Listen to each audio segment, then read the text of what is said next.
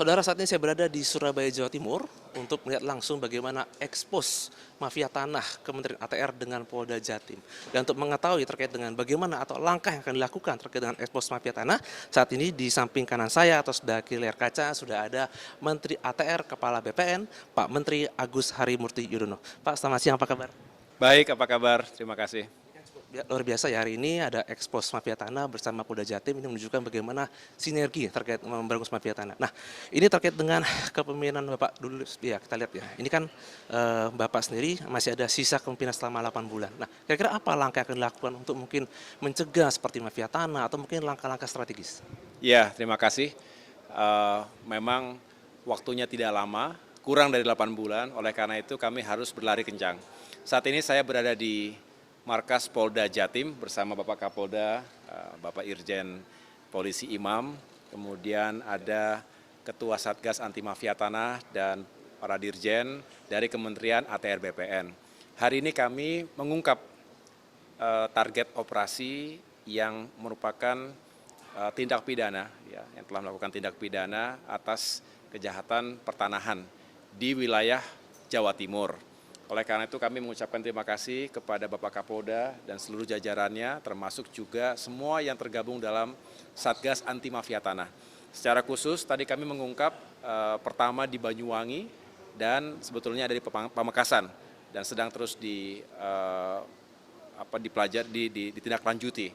Tetapi yang untuk Banyuwangi secara khusus tadi kita sudah sampaikan ke depan publik bahwa ada 2 yang sudah menjadi tersangka ya, bahwa ini benar-benar telah merugikan masyarakat yang menjadi korban, potensi kerugiannya sebesar kurang lebih 17 miliar rupiah.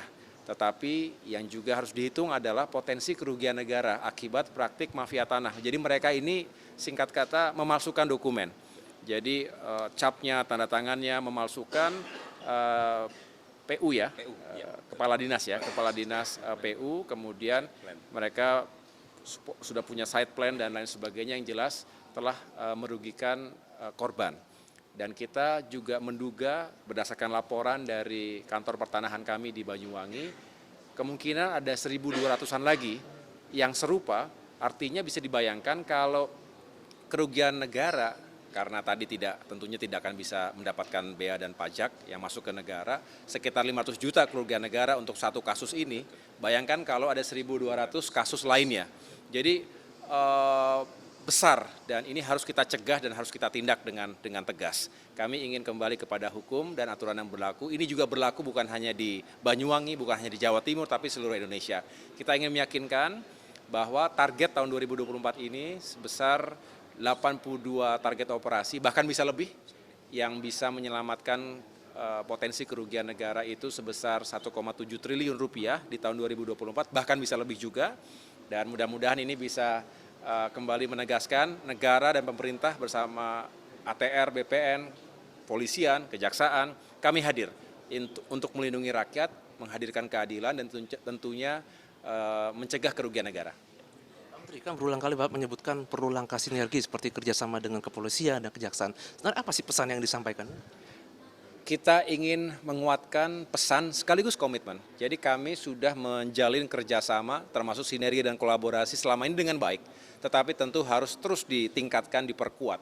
Mengapa? Karena menyelesaikan kasus-kasus mafia tanah termasuk sengketa-sengketa lain di lapangan itu tidak mungkin kami bisa bekerja sendirian. ATR BPN itu juga punya batas-batas kewenangan dan oleh karena itu terkait dengan penegakan hukum kita harus benar-benar kokoh sinergi dan kolaborasinya dengan jajaran kepolisian dan juga kejaksaan. Itulah mengapa di minggu-minggu pertama saya menjabat sebagai Menteri ATR BPN, saya langsung mendatangi Bapak Jaksa Agung bersama jajaran Jaksa Agung Muda diterima di Kejaksaan Agung Republik Indonesia. Ketika itu kemudian sore harinya berkoordinasi langsung dengan Bapak Kapolri beserta jajaran pejabat teras Mabes Polri dan kali ini secara langsung di Jawa Timur dengan Bapak Kapolda dan jajarannya, termasuk tadi ada sejumlah Kapolresta dan Kapolres yang terkait dengan isu yang kami ungkap hari ini. Yang jelas ini harus terus kita kokohkan sekaligus memberikan keyakinan karena masyarakat itu juga kadang-kadang ya kasihan ya, takut, ragu-ragu, mau melaporkan takut diintimidasi. Oleh karena itu tadi kami juga sampaikan kepada segenap anggota masyarakat dari manapun dan dimanapun berada, mohon tidak ragu-ragu untuk melaporkan jika ada hal-hal yang memang merugikan dirinya. Haknya dirampas, baik itu tanah maupun bangunan, ini sangat-sangat menyulitkan kehidupan mereka dan ini sangat tidak adil. Oleh karena itu kami ingin bersinergi, meyakinkan hukum tegak di negeri kita, tidak tebang pilih, dan kita ingin meyakinkan semua bisa mendapatkan haknya dengan baik. Terakhir Pak Menteri, bila masyarakat ada yang terkena mafia tanah atau tanahnya diambil dari pihak lain, langkah apa yang harus dilakukan? Segera laporkan kepada pihak yang berwajib ya, di masing-masing Polres. Di tiap kabupaten kota ada Polres, ada Satgas anti mafia tanah, ada kepala kantor pertanahan begitu ya. Termasuk juga ada jajaran kejaksaan. Kita ingin pertama masyarakat punya awareness bahwa kalau ada masalah laporkan, tidak disimpan sendiri karena lebih baik kita mencegah sejak awal daripada sudah terlalu jauh begitu.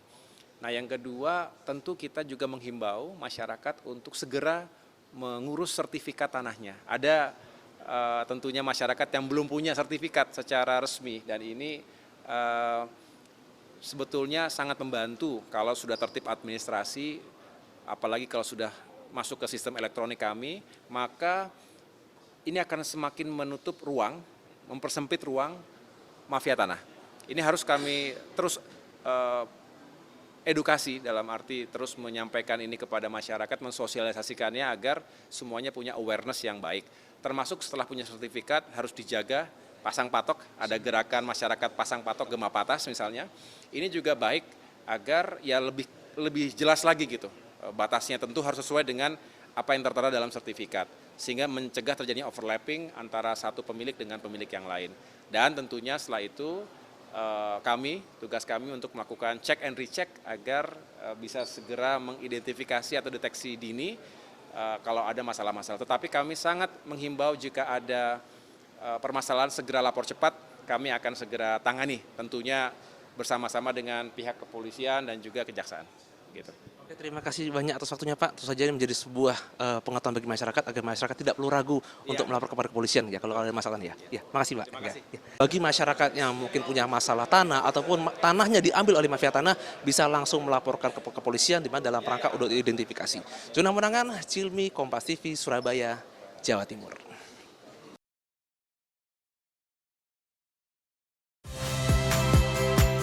Saya Niluh Puspa. Saksikan program-program Kompas TV melalui siaran digital, pay TV, dan media streaming lainnya. Kompas TV, independen, terpercaya.